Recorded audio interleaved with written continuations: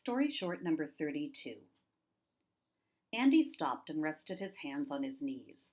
He wasn't sure how long he'd been walking on the dry, cracked ground. It could have been minutes, it could have been hours, it could have been days. Here, under the hot, relentless sun, time crawled as slowly as a snail. A snail would fry up like a potato chip here, Andy thought. He wanted to laugh, but he couldn't afford to waste an ounce of energy. He thought it was pretty ironic that the commanders called this a race when time seemed to move so slowly. Still, it was a race, and it was a race Andy had to win. He'd already made it farther than most of his competition. He'd watched as one by one the others had fallen down on the hard, hot ground and stayed there.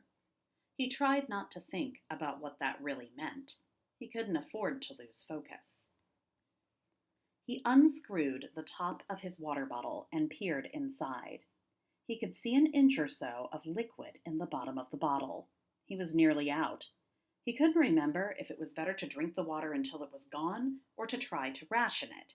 He guessed it didn't matter much at this point. Bottoms up, Andy thought. He tipped the bottle to his lips and finished off the last of the water. He took off his shirt, wrung out the sweat, then tied it around his head. He'd read someplace that he could reduce the chance of heat stroke if he put something over his head. He hoped that was true. Andy knew that night would eventually come, and the temperature would drop below freezing. It seemed impossible right now, as he felt his skin burning from the sun's strong rays, but he knew it was true. He didn't know what he would do when the cold set in.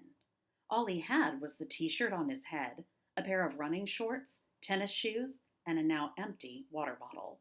No coat, no sleeping bag.